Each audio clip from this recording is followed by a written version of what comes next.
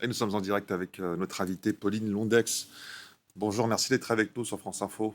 Bonjour, Vous êtes la merci à cofondatrice, vous. merci à vous d'être présente, cofondatrice de l'Observatoire de la transparence dans les politiques du médicament. Vous militez pour un meilleur accès au vaccin. D'abord, ce chiffre, 240 millions de doses qui ne seront pas injectées, ces vaccins contre le Covid-19. Que vous inspire ce chiffre et est-ce que ça vous surprend? Alors, est-ce que ça me surprend? Malheureusement, non. Peut-être, je vais y revenir, mais en tout cas, ça me choque. C'est des chiffres qui me choquent réellement parce que, comme vous l'avez indiqué dans le reportage, un tiers de la population mondiale n'a pas encore reçu la moindre dose. Or, il y a des populations, notamment des populations à risque, notamment des personnes vulnérables, des personnes avec des comorbidités dans les pays du Sud, dans les pays à bas et moyens revenus, qui attendaient, qui voulaient se faire vacciner et qui n'ont pas pu l'être. Donc, je trouve absolument révoltant ce chiffre énorme qui a été révélé par Le Monde et par Domani notamment, de gaspillage de ces doses pour, vous l'avez rappelé, il faut insister là-dessus, les seuls pays riches. C'est-à-dire que c'est un gaspillage qui a lieu dans les pays riches. Et alors pourquoi les pays riches ne les ont pas offerts, envoyés dans les pays en voie de développement? C'est un problème de logistique à la base?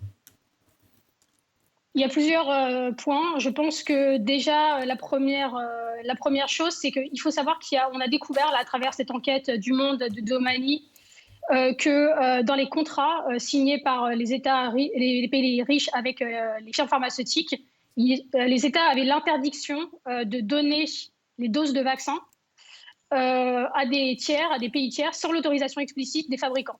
Ce qui est quand même assez surprenant et choquant, puisque ce sont ces mêmes États, nos pays, et la France notamment, qui ont contribué à la recherche vaccinale et qui ont payé ces doses de vaccins.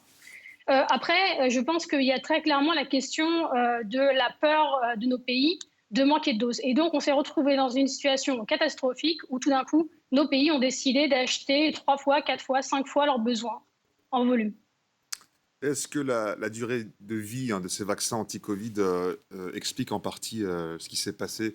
Parce que la durée de vie des vaccins anti-Covid est un peu plus courte que les autres vaccins traditionnels.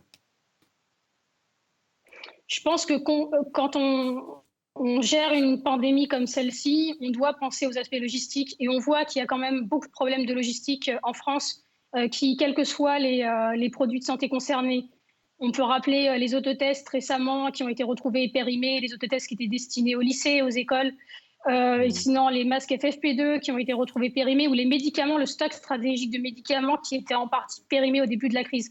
Donc, il y a vraiment un problème récurrent depuis le début de la pandémie qui est un problème logistique, un problème de gestion des stocks en France, en Europe ou dans d'autres pays.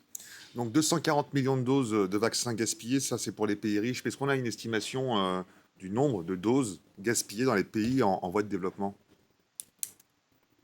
Alors ça, c'est absolument impossible pour moi de vous répondre. En revanche, ce qu'on peut dire, c'est qu'on a des chiffres, bien sûr.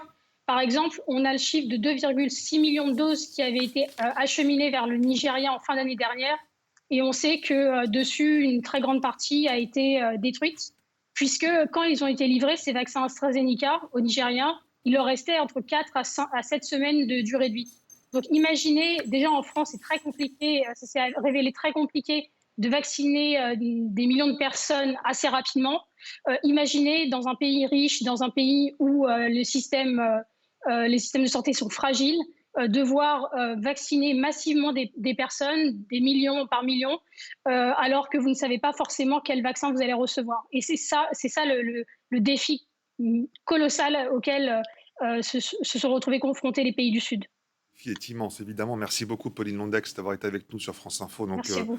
concernant cet énorme gâchis, 240 millions de doses au moins détruits par les pays riches, ce vaccin donc anti-Covid-19